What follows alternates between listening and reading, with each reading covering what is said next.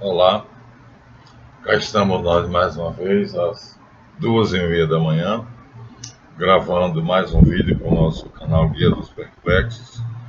Esse vídeo é o epílogo, é o resumo da série toda que nós fizemos e pode ser um pouco mais longo, pode chegar até 1 hora.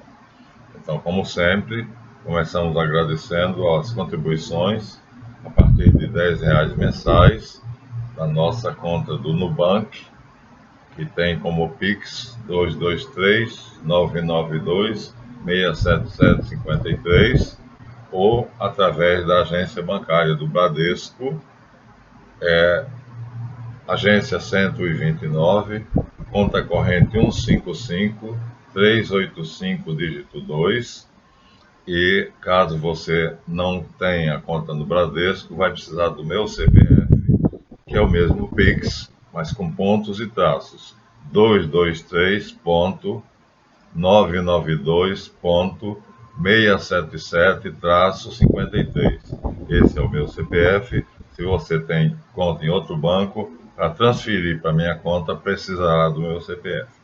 Então, agradeço também aos inscritos, embora o crescimento seja lento, e agradeço as visualizações. Então, feitos esses agradecimentos, vamos então começar o nosso resumo. Esse capítulo, então, pretende resumir todo o anterior.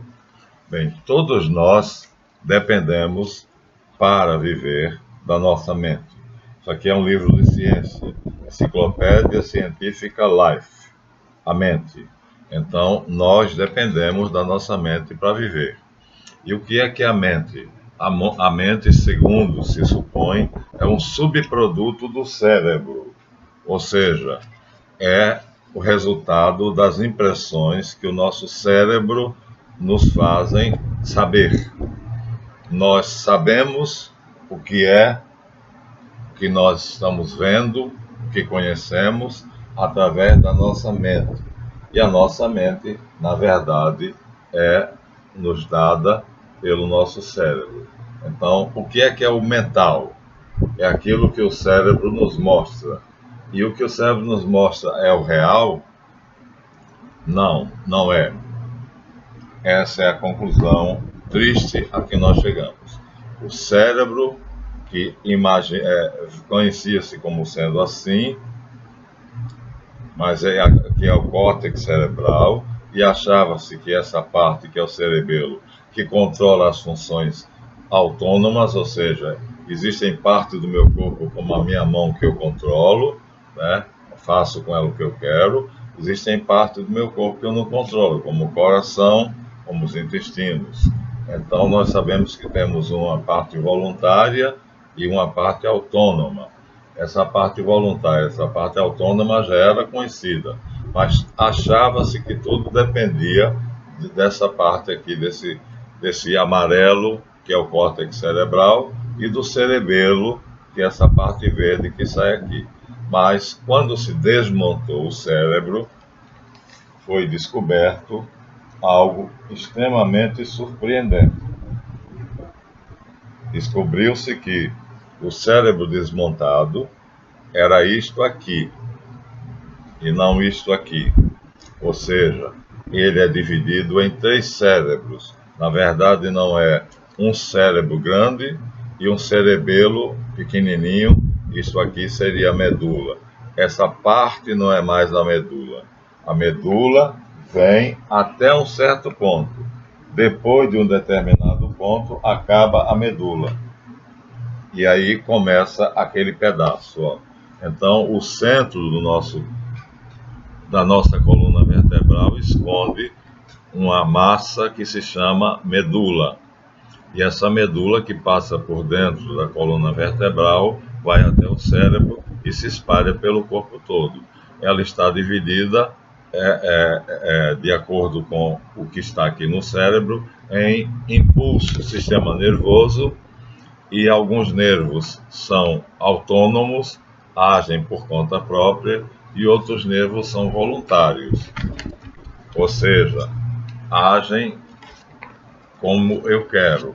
Eles todos partem da medula. Aqui, olha. Aqui estão os nervos partindo. Mas esses nervos que estão saindo daqui, tá vendo? Eles saem simplesmente da medula sem problema nenhum. Não é o que acontece quando se olha de perto.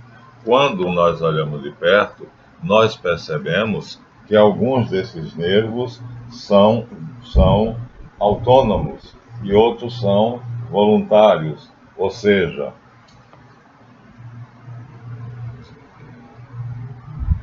alguns nervos são ligados aqui a medula, agora ela é aqui. Naquela figura, ela estava no corpo dessa garota, né, aqui no centro do corpo, e se espalha pelo corpo inteiro. Nesta figura aqui, ela é representada por esse cordão aqui, ó, de cor meio acinzentada e ligada aqui a um cordão verde, de contas verdes. Esse cordão de contas verdes se chama sistema simpático. Então, os nervos saem da medula. Se eles passam pelo sistema simpático, aqui está uma célula nervosa. Saindo de onde? Da medula. A medula está aqui. Se o nervo que sai da medula, se ele passar pelo sistema simpático e se ligar a ele, ele se torna autônomo. Eu não tenho controle sobre ele. Se o nervo, pelo contrário, não passar pelo sistema simpático, ele se chama voluntário.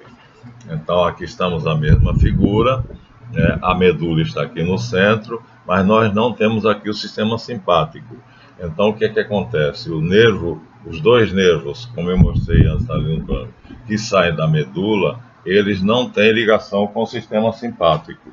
E não tendo ligação com o sistema simpático, olha a diferença, tá vendo?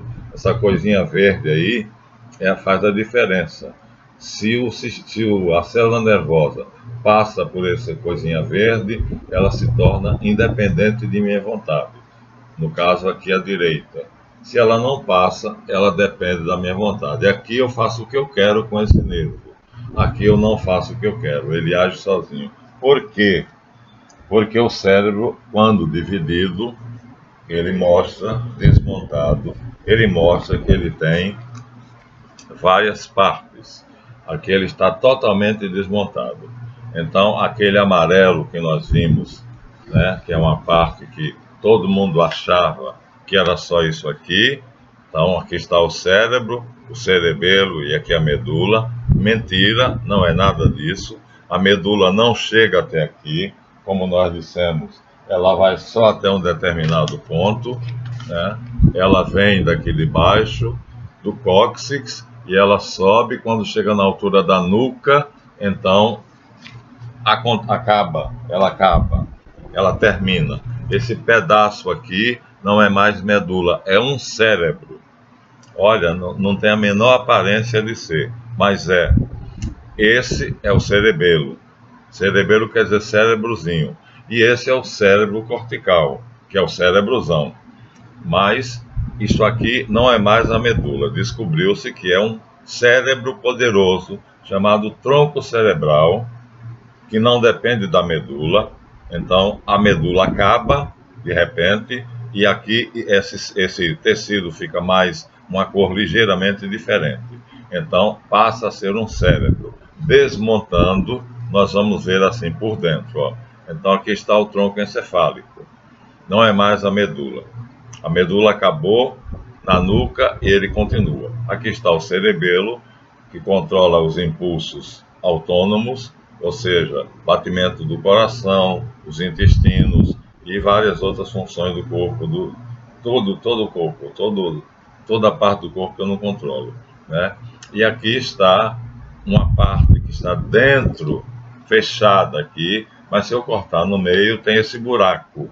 Isso aqui é um buraco dentro do córtex cerebral, ó. O córtex por fora é assim, mas se você cortar ao meio tem um buraco que eu chamo a caverna do Batman, chamado sistema límbico. Então são três cérebros: o córtex cerebral, o sistema límbico e o tronco encefálico. E tem aqui essa parte que pertence ao sistema límbico. Então o cerebelo faz parte do sistema límbico. Então nós temos o córtex cerebral, um cérebro, que achava-se que era o único e o mais importante. Nós temos o cerebelo, que é responsável pelos órgãos vitais que nós não controlamos, e nós achamos que esse pedaço aqui faz parte da medula, também é a medula. Errado. Então descobriu-se, a ciência descobriu, que o córtex cerebral é responsável apenas por 5% do poder que eu tenho sobre a minha mente. Portanto, a minha mente e, portanto, a realidade só é perceptível em 5%. 15% é perceptível por esse segundo. E 80% é percebido por essa parte aqui. Olha que coisa absurda. Então, veja, aquilo que eu pensava que domina tudo e que é ajudado por essa pequena parte que controla os órgãos que eu não preciso me preocupar, coração, intestino, fígado, baço, pâncreas, vesícula, tudo isso é errado. Descobriu-se até em 1926 e só se veio a dar a público, só se veio a ser do conhecimento geral em 1970, que, na verdade, o tronco encefálico não é a medula, é um cérebro. O cerebelo faz parte do sistema límbico e o córtex cerebral é apenas um pedacinho da minha mente. O córtex cerebral só percebe 5% da realidade. O sistema límbico, junto com o cerebelo, percebe 15% da realidade. E o tronco encefálico percebe 80% da realidade. Ou seja, a realidade é percebida como verdade apenas por esse aqui. Os outros têm apenas uma parte.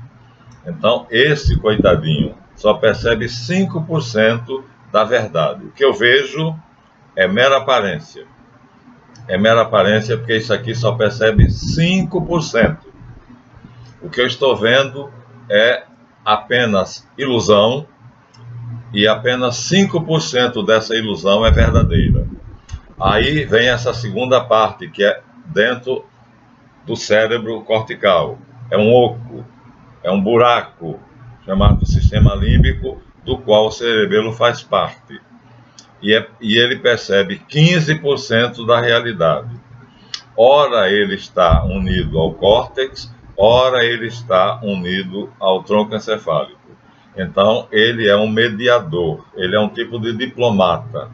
Então, ele é amigo do córtex cerebral, ou seja, os 5% do mundo que nós percebemos, ele nos ajuda a perceber quando o tronco encefálico deixa.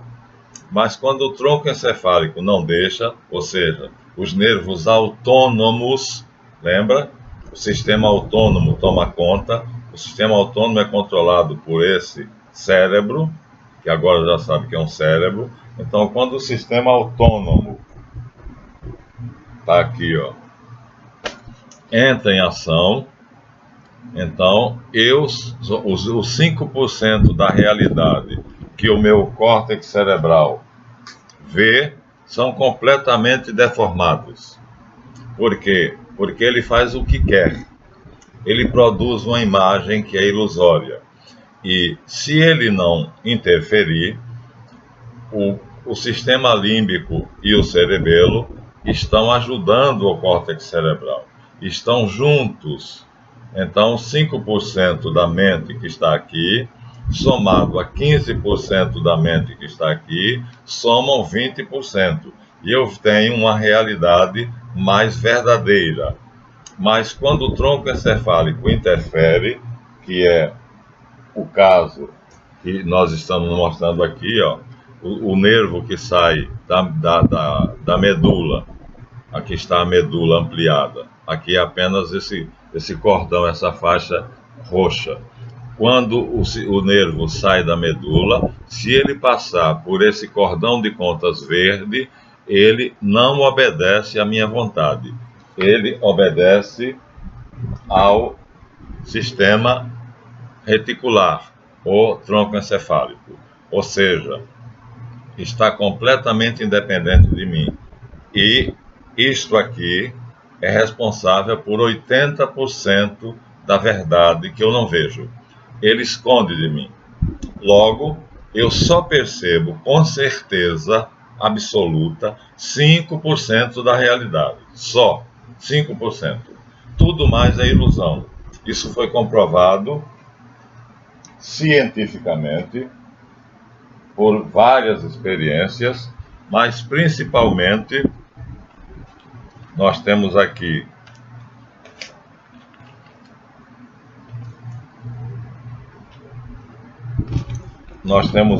dois médicos neurologistas, Dr. Francisco Rubia, que percebeu isso, que o tronco encefálico é quem controla tudo, e é baseado nas descobertas dele. Então, o Dr. Andrew Newberg, que é outro neurofisiologista, fez experiências e essas experiências comprovaram que quando o cérebro está agindo, quando a mente age de acordo com o cérebro voluntário, o que nós vemos é uma coisa.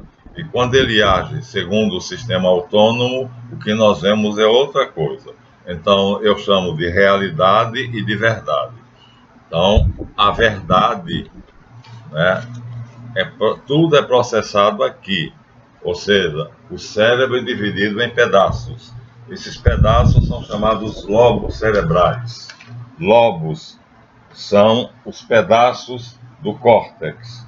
Então, aqui nós temos no início, em preto e branco, tá vendo? O cérebro é dividido em lobos. Lobo frontal, lobos temporais, 2, lobo occipital e lobo parietal. Pois bem, é no lobo parietal que se processa a ilusão.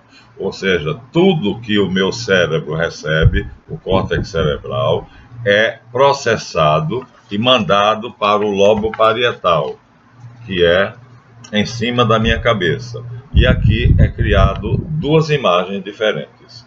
Se o sistema nervoso voluntário estiver em ação, eu vejo uma coisa. E se o sistema nervoso autônomo estiver em ação, eu vejo outra coisa. Por isso que existe a loucura. O que é a loucura? A loucura é simplesmente a deformação da realidade devido à interferência do tronco encefálico. Então, quando ele quer, ele faz com que a pessoa veja 5% da verdade, só 5%, que nós chamamos realidade. E aí, se o sistema límbico está de acordo, nós vemos 20%. Se o sistema límbico obedece a ele e não ao córtex cerebral, nós só vemos 5%. E o sistema límbico é um servo fiel do sistema reticular. Ou seja, em princípio, o sistema límbico obedece obrigatoriamente. Ele é obrigado a obedecer ao sistema reticular, ao tronco encefálico. Ele não tem opção. Quando o sistema reticular deixa ele livre, aí ele adere ao sistema cortical. E aí nós vemos melhor, o mundo melhor. Então, as pessoas que são mais lúcidas é porque, naquele momento, o sistema, ou durante a vida, o sistema límbico está mais livre, junto com o cerebelo, para aderir ao sistema cortical. E quando o sistema cortical, límbico, está completamente preso ao sistema reticular, nós não vemos nada mais além de 5% da verdade. Somente 5%. Por quê? Porque desmontado é assim. Desmontado é assim. O córtex cerebral, que é essa massa grande aqui, só tem acesso, só percebe 5% da verdade. O sistema límbico, que é isto aqui, ó, essas cornos de Moisés, aqui chama-se corno de Moisés. Parece dois Cs, dois Gs. Depois tem essas duas bolotas aqui. E aqui é o cerebelo e aqui é um pedacinho do tronco encefálico. Então, esse é o cérebro desmontado. Aqui ele está dividido nos lobos, tá? Parietal, temporal, occipital, mostrando como é que é o córtex. Mas o córtex cerebral, coitadinho, Ele é pobre de maré, maré, maré. Mas é nele que nós nos baseávamos até 1926, quando MacLean, um médico, descobriu que há um cérebro que é poderoso, que é o sistema reticular, chamado hoje, que ele chamou de complexo R, ou cérebro reptiliano. Muito bem. A ação do cérebro reptiliano é terrível. É ele quem termina forjando uma realidade que é falsa. Como eu disse a vocês, se eu vejo através do córtex, é uma coisa. Aqui a neuroquímica do parietal, olhado através de um aparelho, é ressonância magnética. E aqui, quando eu vejo através do sistema reticular. E aí, quando o sistema reticular entra em cena, tudo é aquilo que ele quer que seja.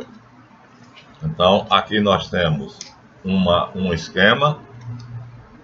Aqui é a parte de cima, a tampa da minha cabeça, em atividade. Mas não sei aqui se está de acordo com o córtex ou se está funcionando, obedecendo ao tronco encefálico. De qualquer maneira, é o tronco encefálico quem domina isso aqui. Então, o que eu recebo do mundo, as impressões que eu recebo do mundo, recebo através dos sentidos, os meus 5 sentidos. Minha avó dizia que nós temos 5 sentidos, 3 errados, 2 perdidos. Ela tinha toda a razão. Então, olha só, essa roda central aqui é a minha consciência. A minha consciência só vê 5% da verdade. Só 5%. Eu só posso apostar que o que eu estou vendo aqui, por exemplo, essa figura aqui, eu não sei o que ela é na realidade. Eu não tenho a menor ideia. Eu tenho 5% apenas de noção do que ela é. Ela não é o que eu e você estamos vendo. Você está vendo essa figura, eu também estou vendo. Pois bem, não é isso que nós estamos vendo. O que nós estamos vendo é uma ilusão produzida no lobo parietal, que eu mostrei para vocês, né? Então, aquela neuroquímica cerebral. Então, é uma ilusão que eu estou vendo. A verdade, quem tem é o tronco encefálico. E quando ele quer, ele mostra isso da maneira como ele quer.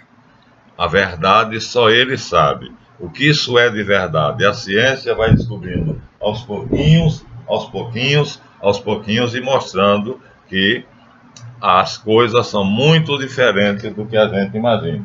Um grande gênio chamado Carl Gustav Jung, ele descobriu que as pessoas podem perceber a realidade de uma maneira deformada, e a isso são chamadas neuroses ou psicoses. Aliás, a neurose quem descobriu foi Freud.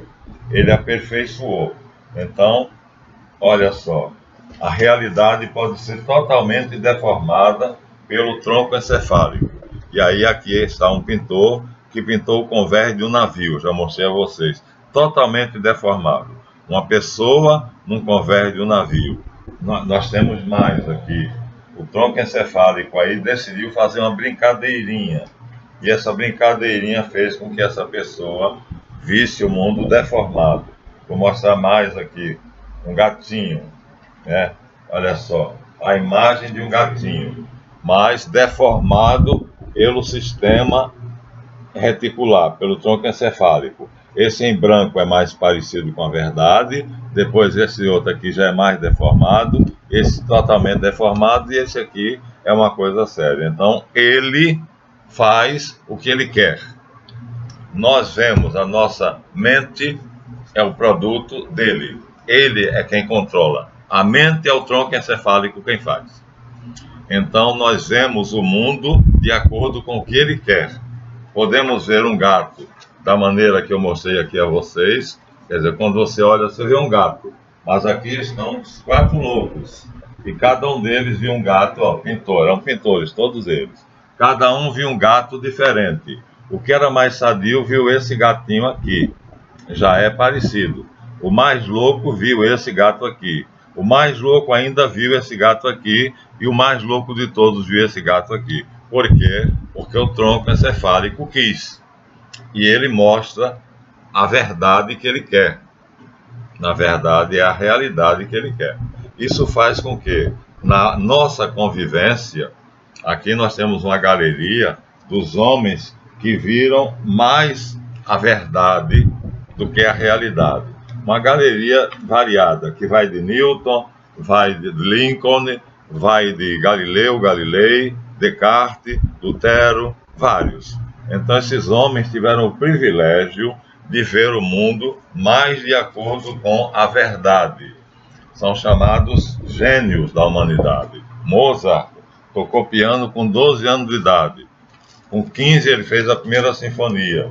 Quer dizer, ele fez o que quis, quase o que quis. Mas na verdade era um devasso, era um alcoólatra e viciado em sexo.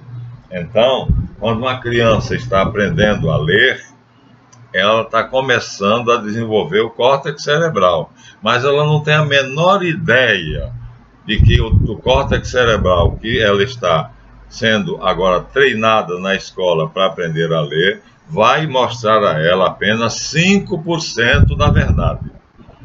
E 95% será ilusão. Ela não tem a menor ideia. Então, quando ela crescer, se tornar adulta, aqui ela ainda está criança, mas aqui ela já está convivendo com outras crianças. E ela continua acreditando que vê a verdade. No fundo, ela só vê 5% da verdade. Vou tentar encontrar um quadro onde a criança está maior. Então, chegamos a um lugar aqui onde a criança virou adulto. Nós temos aqui uma sala de dança de salão. E aqui nós temos dois homens treinando boxe, aparentemente. Então, todas essas pessoas acham que conseguem ver a verdade, que a mente delas percebe o mundo verdadeiro. Na verdade, elas percebem um mundo ilusório. 5% de verdade e 95% de mentira. Mas é uma mentira que a palavra mentira não se adequa perfeitamente. É uma ilusão, é um holograma. É como essa imagem do computador que nós estamos vendo aqui. Então, a primeira coisa, olha, o que vocês estão vendo aqui entre mim e a minha estante que está lá atrás, ou entre mim e a minha porta que está ali, é espaço. E esse espaço tem 7 cores. E o cérebro reticular, o dono de tudo, ele esconde essas 7 cores. Por isso eu vejo claramente. Mas, numa pessoa louca, ele pode mostrar essas 7 cores. Aqui ele está mostrando apenas 2, o azul e o vermelho. Então, olha, se ele mostrar 2, eu não vejo nada. Todo esse espaço claro, limpo, bonito, que me permite ver a sala, tudo isso seria totalmente obliterado, seria totalmente bloqueado. Porque, se ele quisesse, é só ele querer e dar essa ordem. Se ele der essa ordem, vai acontecer assim. Vai acontecer assim. Então, eu não verei nada. Eu verei 7 cores. Então, tudo depende de se ele deixa ou se ele não deixa eu viver uma vida normal. Ele age através da medula, que está aqui, e se o nervo que sai da medula passa por ele, ele é esse cordão de contas verdes. Se o nervo, a célula nervosa passa por ele, então eu perco o controle. E ele faz com que eu veja uma ilusão completa, que pode chegar até aquele gato totalmente deformado. Mas, se ele quiser deixar, aqueles gênios que eu mostrei ali conseguiram ver o mundo quase como é de fato. Então, um psiquiatra famoso chamado Sigmund Freud descobriu que é assim, essa verdade, e fundou a psicoanálise, ou seja, uma maneira de procurar ver quando é que o neurótico, ou seja, uma pessoa que vê aquele gato deformado, ou que vê coloridos aqui entre mim e a minha estante, ou que vê pessoas em torno dela, acha que tem pessoas em torno dela, né? Então, qualquer coisa, qualquer deformação, ou que acha que não tem um braço, ou o braço é dormente e ela não pode usar, então qualquer deformação da verdade cria uma coisa que nós chamamos de realidade. O mundo real é fictício, é ilusório. Isso Freud descobriu. E quando eu, por exemplo, não posso movimentar um braço, mas o braço está perfeito. É o caso daquela histérica que não via, mas os olhos estavam perfeitos. Por quê? Porque o tronco encefálico cegou ela. Ela viu alguma coisa que ficou chocada. E aí o choque foi tão grande que o tronco encefálico decidiu que ela não veria mais nada. Quando hipnotizada, ela via. Quando acordada, ela não via. Por quê? Porque hipnotizada, o hipnotizador neutralizava o tronco encefálico. Mas ela não podia viver hipnotizada a vida toda. Então, isso Freud descobriu e começou a tratar os doentes mentais neuróticos. Mas Freud foi muito pouco, porque ele só chegou às neuroses. Ou seja, nós podemos ver 5% da realidade e o resto nós não vemos, por causa do nosso inconsciente. Mas o inconsciente, para Freud, era isso aqui só. Carl Gustav Jung, discípulo de Freud, ele vai descobrir que além dessa parte do inconsciente, que ele chama de inconsciente pessoal, isso é o consciente, isso é o inconsciente pessoal, isso ele chamou de inconsciente coletivo. O inconsciente coletivo tem símbolos e o inconsciente pessoal tem símbolos.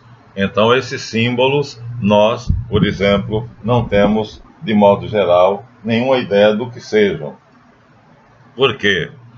Porque nós não estudamos os símbolos, nós estudamos apenas o que está aqui sendo visível. Então ninguém sabe, por exemplo, que essa figura simboliza um sacerdote egípcio chamado Hermes Trismegisto. Isso aqui, essa figura aqui,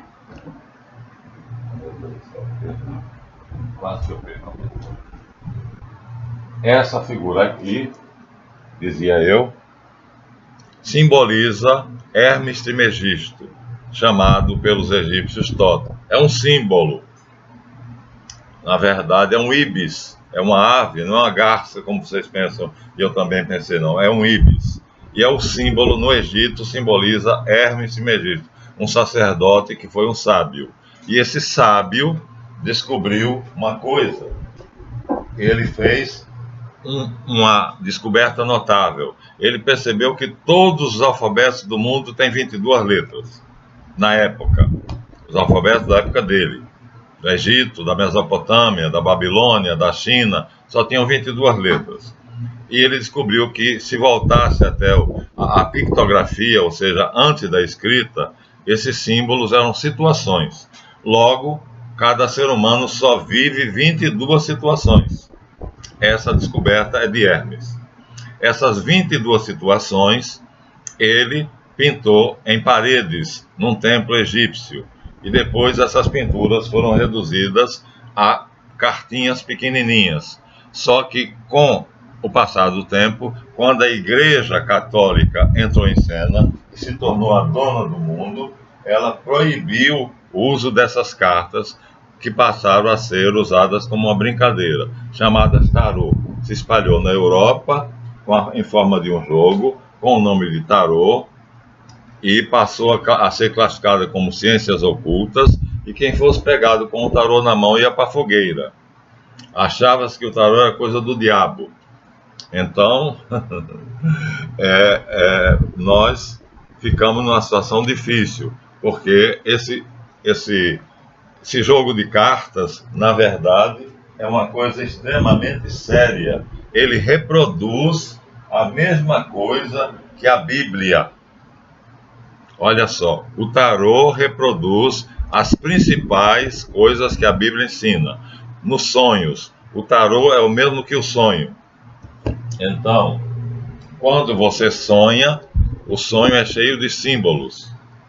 O sonho é cheio de símbolos. E esses símbolos do sonho, na verdade, são a mesma coisa das cartas do tarô.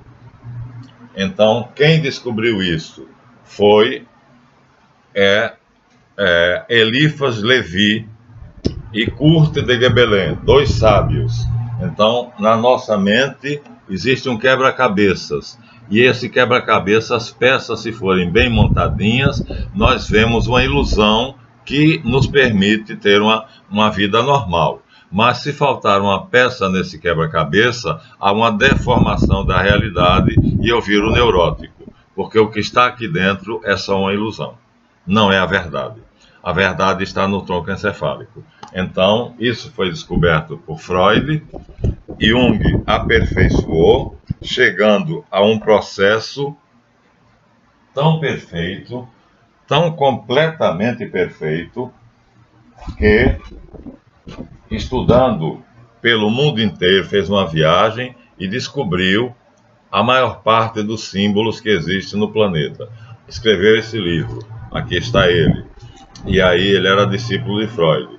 E aí ele descobriu que existem símbolos pessoais e símbolos universais. Então já havia essa ideia. Aqui nós temos um livro escrito por um cardeal romano que se escondeu com um pseudônimo. Ele não botou o nome dele no livro. Veja como a coisa é séria. Meditações sobre os arcanos maiores do tarô. Ele chamou de arcanos, mas Jung chamou de arquétipos. Todos os dois começam com arque, quer dizer coisas antigas, coisas muito importantes, coisas que são as primeiras noções da humanidade. Então o cardeal que escreveu isso aqui, o prefácio, o autor preferiu ficar no anonimato, mas o prefácio é feito por um cardeal romano chamado Spaemann e pelo maior teólogo da Universidade Alemã, que é Urs von Balthasar. Ora, se um livro é prefaciado pelo maior teólogo da Alemanha, Urs von Balthasar, e por um cardeal da Cúria Romana, Robert Spaemann, esse livro não é uma brincadeira.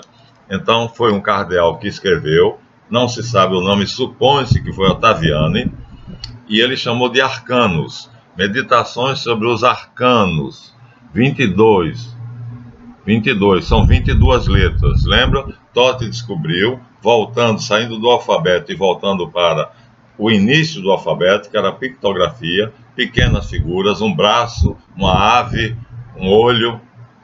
O olho de Horus é famoso, todo mundo conhece aquele olho egípcio de Horus. Ele chamou de arcano. A raiz é arque. Arque significa antigo. São João diz enarque enologos, ou seja, arque é o mesmo que logos, e o logos é Deus. Kai o logos en prostonteon, kai theos enologos, ou seja, no princípio era o verbo, e o verbo estava com Deus, e o verbo era Deus. Então o tarô, na verdade, aqui descrito por um cardeal romano, o livro ele escondeu o nome, mas ele aqui explica com o nome de arcanos. E um que chamou de arquétipos, é parecido. Então, nos sonhos aparecem as duas coisas. Nos sonhos, tanto aparecem os arquétipos pessoais, do universo pessoal, ou seja, só meu, e do universo coletivo. Foi isso que Jung descobriu. Então, a minha consciência só tem acesso a 5% do mundo. Recapitulando rapidamente, 5% da verdade. Os outros 15% estão nos símbolos pessoais, no inconsciente pessoal. E os outros 80% estão no inconsciente coletivo. Ou seja, isto aqui domina tudo. E aí, agora, eu dizendo a vocês que o inconsciente coletivo, na verdade, é Javé. Por quê? Porque ele determina o que é certo e o que é errado. E se nós não seguirmos, isso é o que está dito aqui, esse livro foi escrito por uma psiquiatra, doutora Sally Nichols, em homenagem a Carl Gustav Jung por ter feito essa descoberta, mas quem descobriu o tarô não foi ele. Ele estudou o tarô. né? Entre os vários símbolos que ele estudou muitos símbolos.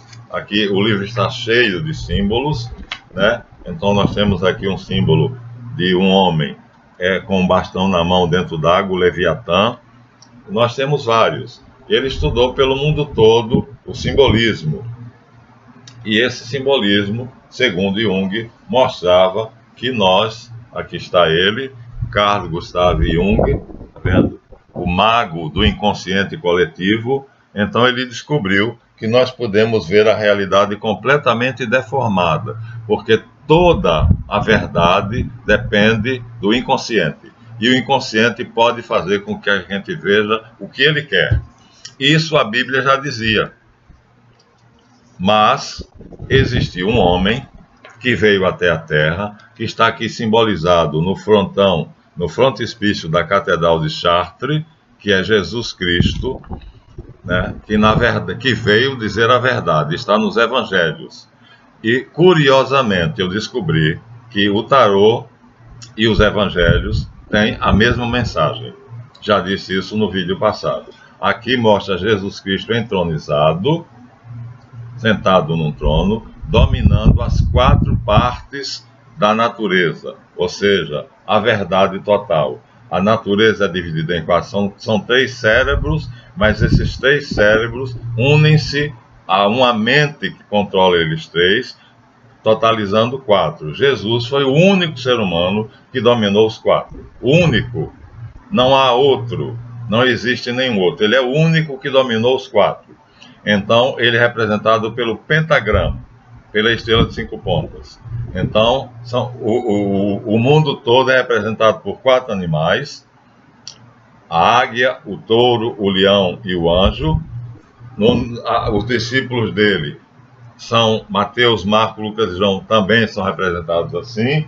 Então, nós terminamos chegando à doutora Sally Nichols, que usou uma descoberta de um homem chamado Eliphas Lévy, que é o pseudônimo de Alphonse Louis Constant, ajudado por um francês célebre chamado Kurt de Gebelin, que foi ao Egito e descobriu nas paredes de um templo antigo de Mênfis os desenhos do tarô, que não eram esses. Esses são atualizados, são hoje. Ou seja, o que se terminou descobrindo na Europa, como se fosse um jogo que foi amaldiçoado pela Igreja, considerado uma ciência diabólica, na verdade é a mesma coisa que o Evangelho, é a mesma coisa que a Bíblia Sagrada. São 22 cartas, e essas 22 cartas resumem a verdade que eu devo saber para viver. Então, qual é essa verdade? Aquilo que Jesus Cristo disse, ele dominou as 4 partes, né? Então, existe uma mente comum chamada Adão Belial, e esse Adão Belial é a mente que está unificada. Ela analisa as 3 outras mentes e ela se multiplica. Cada um de nós é uma experiência dela, e ela analisa cada aprendizado de cada um de nós. Então, eu tenho meu aprendizado, ela está recebendo e analisando. Você tem o seu, ela está recebendo e está analisando. Então, o Adão Belial é a mente unificada do nosso universo, que analisa a experiência de cada mente individual. E ele está fazendo isso para ver se descobre uma maneira de voltar a ser o Adão Cadmon, ou seja, o que Jesus Cristo foi. Olha, então tudo ligado à mais profunda religiosidade, espiritualidade, apenas foi descoberto por um francês chamado Kurt de Gebelin e explorado por outro francês chamado Alphonse Louis Constant, que usou o nome de Eliphas Lévy, mas a igreja considerou que era diabólica. Então, agora nós vamos com mais calma mostrar a vocês que, na verdade, o que é o tarô. Eu separei aqui as cartas, a doutora Sally Nichols aqui faz uma exposição completa, Jung e o tarô, em homenagem a Jung, mas não foi Jung que descobriu isso. Jung descobriu os arquétipos. O tarô são os arquétipos mais fáceis de você decodificar. E eu sou expert, perito no tarô. Recebi esse dom e consigo decodificar. e já mostrei a vocês, agora eu vou repetir com mais calma. Então, o tarô é o caminho. Aqui nós começamos com o caminhante. Olha ele aqui. Jesus disse: eu sou caminho, verdade e vida. Por quê? Porque, na verdade, é isso aqui. É o tarô. Então, vamos agora ver o que é que Jesus Cristo ensinou no Evangelho, que a Igreja Católica queimava na fogueira. Quem era pegado com essas cartas na mão, olha, já disse para vocês, isso aqui sou eu e você, o caminheiro, o viajante. Nós estamos nesse mundo de passagem, viajando, é o que diz esse arquétipo, ou esse arcano, dependendo do escritor. O cardeal chamou de arcano e Jung chamou de arquétipo. Então, veja, existem vários arquétipos. Os arquétipos são a lei de Javé, obriga o mundo inteiro. Não são os símbolos pessoais, são símbolos coletivos. Obriga o mundo todo, já disse a vocês. Então, quem desobedecer aos arquétipos vai se destruir. Assim como quem desobedecer aos valores pessoais vai se destruir. Nós temos valores. A ciência dos valores se chama axiologia. E se nós não obedecemos à nossa consciência, aos nossos valores, nós vamos terminar nos destruindo. Então, vamos lá, está aqui: caminho, verdade e vida.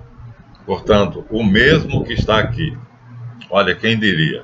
A mesma coisa. Cardeal Ottaviani vai dizer no livro, doutora Sally Nichols vai dizer no livro, isso é uma psiquiatra, né? Então a coisa é séria. Então aqui é o caminheiro, somos nós, vivendo. Caminhar significa viver, no simbolismo do tarô. E o caminho é Jesus. Aí o que é que eu devo fazer? Na minha caminhada, eu tenho que me organizar e organizar o mundo ao meu redor. Essa carta significa isso. Mas eu tenho uma opção. Javé sempre dá duas opções. Ou eu organizo, ou eu desorganizo. Eu escolho.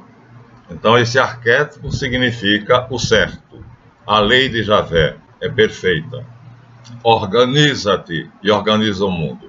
Se não fizeres isso, desorganizará tudo e terminarás louco, ou então desorganizando sua família, os divórcios, as separações, as brigas, as mortes, os assassinatos e as guerras.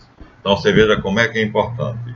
É isso que Jesus veio ensinar. Amai-vos uns aos outros. Organizem-se e produzam um mundo organizado. Odiar é desorganizar. Que mais? Segunda díade. São díade. Então você pode ser bom ou você pode ser mau.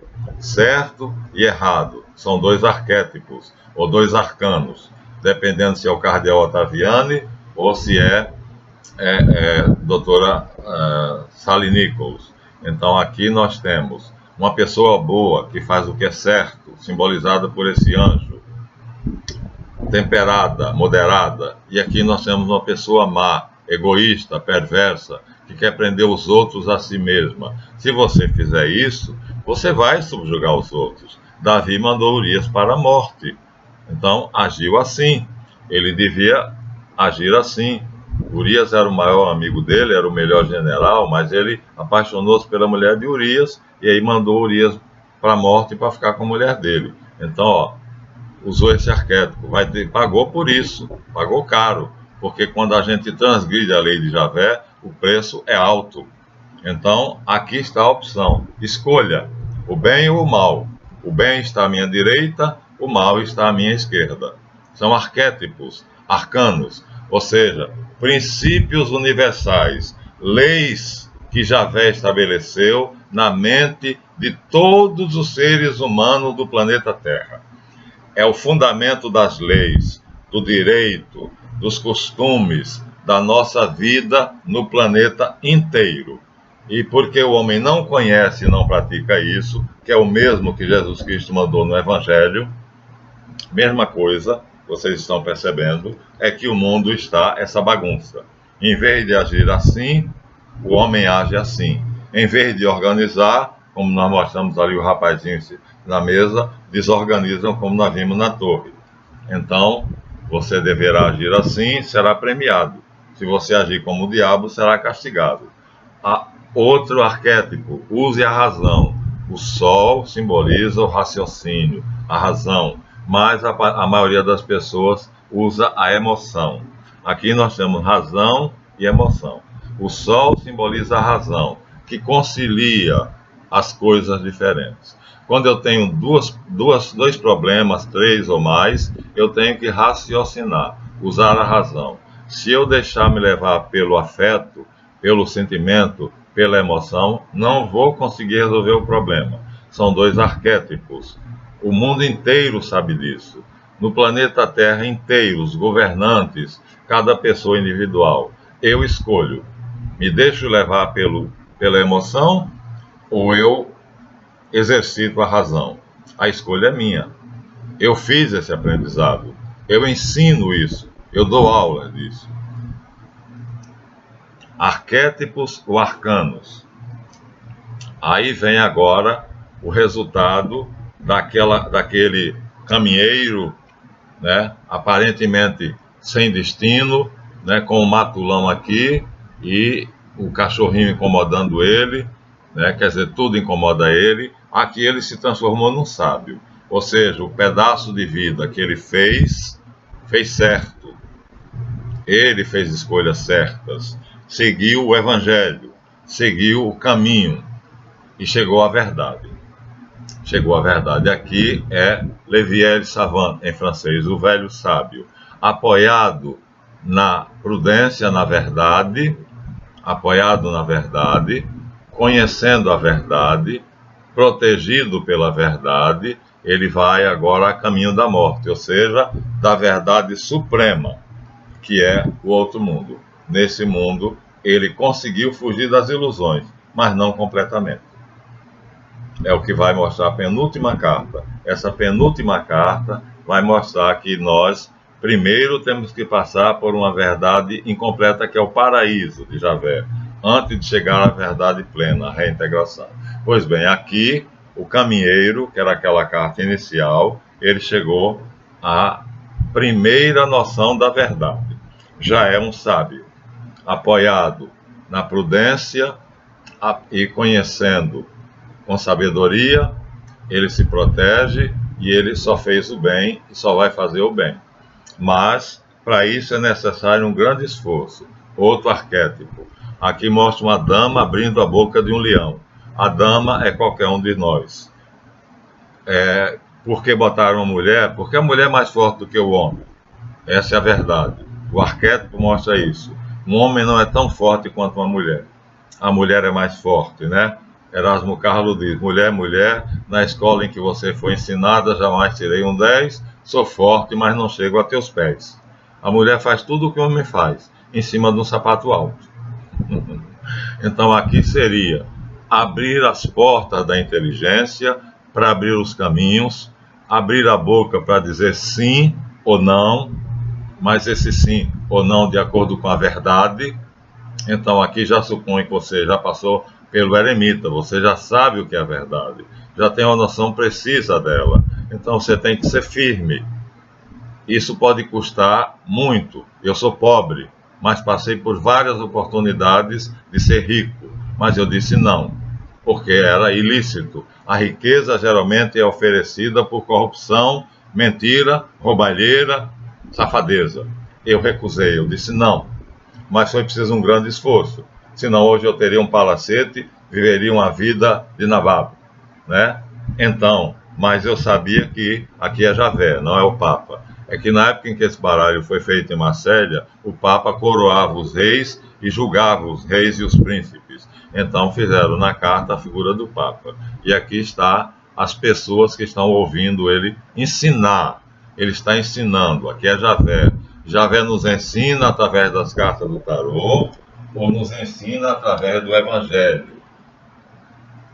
Jesus veio e ele é Javé, o Cristo, mas ele é mais do que Javé, ele é Reshit, é Deus. Jesus Cristo é Deus. Então aqui é Javé, é o nosso juiz, que vai julgar as nossas ações. Ele está ensinando o que é certo. E nos três mundos, essa cruz tem 3 travessas. Então nós temos o mundo natural, o preternatural e o sobrenatural. Então o sobrenatural é o mundo da verdade. O preternatural é meia verdade. São os paranormais. E o natural, que parece o maior, o mais firme, é a pura ilusão. São 5% apenas e é deformado quando o inconsciente quer. Esse juiz está ensinando o que é certo. Esse arquétipo é de Javé como juiz. E aí ele depois vai julgar. Eu fiz o que ele mandou? Sim, eu fiz. Tentaram me corromper 5 ou 7 vezes para ficar rico, mas eu teria que ser ladrão ou assassino. Eu recusei.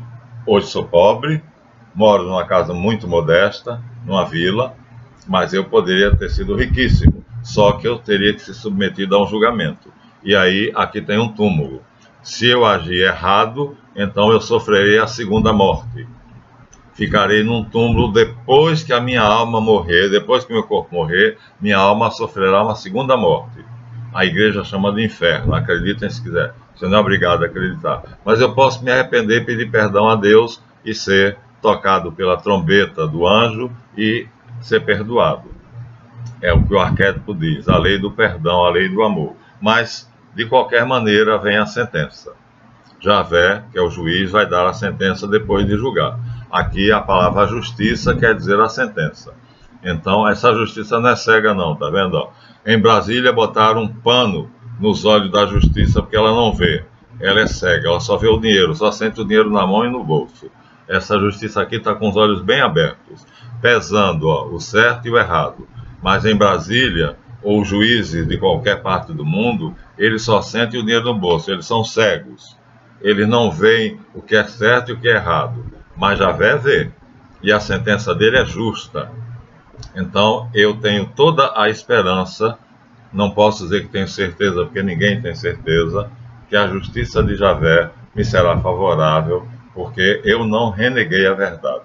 Eu sou pobre porque aderi à verdade. Eu não quis aderir à mentira. Eu recusei ser assassino, criminoso, perverso, corrupto e rico. Então, qual será a sentença? Só Deus sabe. Mas aqui diz que haverá uma sentença. Finalmente, tirada essa sentença, eu posso ser premiado. Se eu for premiado, irei para o paraíso. Isso aqui é o paraíso. Então, ainda tem uma parte, você vê que é igual a figura de Jesus ali, ó. É o paraíso. Deixa eu ver será que eu encontro a figura de Jesus de novo. Vamos tentar para vocês compararem. Aquela figura de Jesus que Jung mostra no livro dele, ele vencendo os 4. Está vendo? Aqui ele está no paraíso. Aqui ele substituiu Javé. Olhem que a figura é a mesma. A figura é a mesma. Só que os desenhistas do tarô de Marsella, como não eram cristãos, então eles substituíram a figura de Jesus pela figura de um andrógeno, de um hermafrodita. Aqui é o paraíso. Então a pessoa aqui, seja homem ou mulher, está dentro do paraíso. Aqui Jesus Cristo disse ao ladrão Dimas, ainda hoje estás comigo no paraíso. Mas o paraíso ainda tem divisões. Não é ainda o final. O paraíso é o jardim do Éden.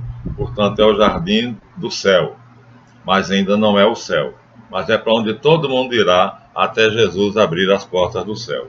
Quando ele abrir as portas do céu, então nós sairemos do paraíso, essa roda que nos envolve, que é o mundo de Javé, e esses 4 animais sagrados que guardam a entrada do céu, nos darão passagem. E aí nós nos reintegraremos com Deus. Nós nos uniremos com Deus. Nós seremos Jesus Cristo Deus. Deus será tudo em todo. Nós seremos assumidos, não seremos anulados, viu? Não seremos absorvidos. Eu continuarei consciente de quem eu sou, que eu sou Marlanfe, e que eu estou unido a Deus. Eu estou em Deus e Deus está em mim, como Jesus Cristo disse. Eu e o Pai somos um. Eu estou no Pai e o Pai está em mim. O Evangelho não é brincadeira. Então o ateu, eu não sei como é que ele vai fazer, mas como é pelos atos, né, ele pode ser uma boa pessoa. Aqui é a reintegração final. Aqui é o céu. nós não temos ideia do que é. Quem desenhou esse tarô, desenhou assim, tudo junto, integração, a volta à unidade, a volta a Deus, a Reshit, a Jesus na sua condição de Deus, divino, divinizado. Pronto, isso seria o final, a palavra final. Com isso, acabar-se-ia tudo e a felicidade eterna é o gozo que está reservado para aqueles que chegarão aqui. Então, vocês vejam o que é o tarô, é a mesma coisa que a Bíblia. Veja, Bíblia Sagrada, tarô, mesma coisa. Mas, como era um jogo na Idade Média, e esse jogo era praticado pelos ciganos, a igreja amaldiçoou e terminou ficando escondido até que Eliphas Levi e Kurt Gebelin redescobriram. É essa a nossa mensagem final. Então, se entenderes isso aqui, eu dou esse curso, viu? Se algum de vocês quiser o curso de tarô, eu dou o curso de tarô. É um curso que vai traduzir a Bíblia na sua essência, no essencial, principalmente o Evangelho. Jesus disse: eu sou o caminho, a verdade e a vida. O caminho está aqui, a carta 9 é a verdade, o eremita, e a carta final é a vida. Então, Jesus é caminho, verdade e vida. Portanto, o tarô é a doutrina de Jesus. É o resumo dos evangelhos. Pronto, terminamos, fizemos uma hora como nós tínhamos programado e acabou-se, então, o nosso resumo. Isso em linhas gerais. Então, o caminho foi aberto inicialmente por Charcot, depois por Freud, depois por Jung, depois por Eliphas Levi e por Kurt de Gebelin, depois por várias pessoas, que aqui nós temos uma discípula de Jung, doutora Sally Nichols, escrevendo o que eu disse a vocês em um livro, explicando cada uma dessas cartas, mostrando o que é e o que é que a gente vai fazer. Olha o Papa aqui, tá vendo? Javé. Então, e o cardeal Ottaviani, né, escreveu um livro,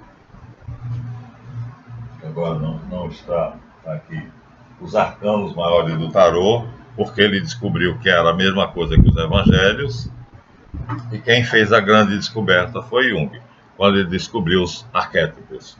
E o tarô é um conjunto de arquétipos. Existem vários. E Jung aqui nesse livro dá vários. Mas o tarô é o mais fácil de você aprender. Pronto. Fizemos o resumo de tudo, da ciência até a fé. A ciência nos leva a Deus.